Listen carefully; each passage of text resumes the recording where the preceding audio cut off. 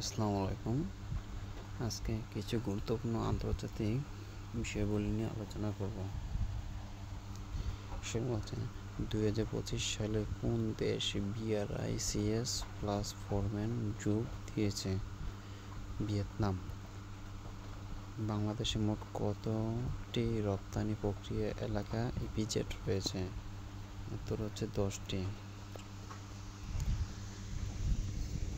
তারপর হচ্ছে 2023-24 অর্থবছরে কোন দেশ থেকে সর্বাধিক রেমিটেন্স আসছে?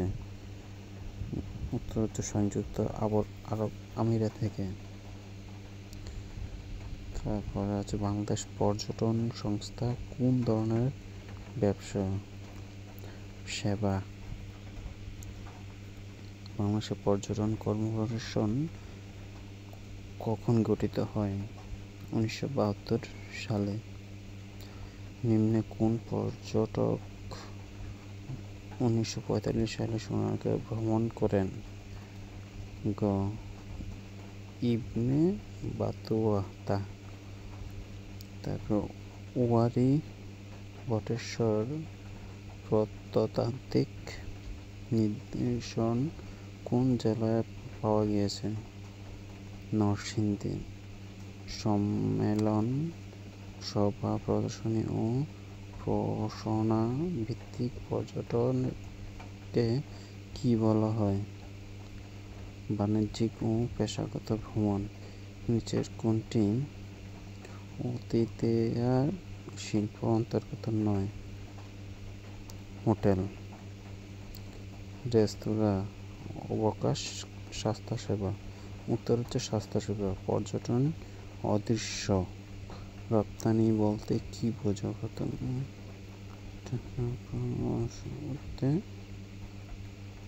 উত্তর হচ্ছে পর্যটনের মাধ্যমে বিদেশি অর্থের আগমন। ই-কমার্স লেনদেন, গোপনীয়তা এবং অসন্তুষ্ট প্রমাণীকরণ কোন প্রযুক্তি দ্বারা নিশ্চিত করা হয়? SSL। কোন পেরিফেরাল বা ডিভাইস মুদ্রিত লেখা পড়তে এবং অপটিক্যাল প্রযুক্তি ব্যবহার করে? খ. OMR।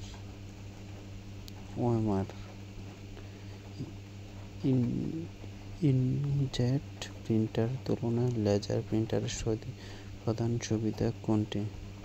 উচ্চ প্রিন্টিং গতি, উন্নত রঙের মান, কম।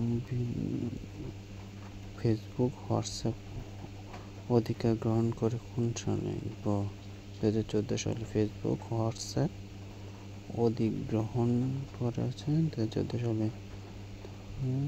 কর্ডলেস পেমেন্ট সিস্টেম প্রধানত কোন প্রযুক্তি ব্যবহার করা হয়?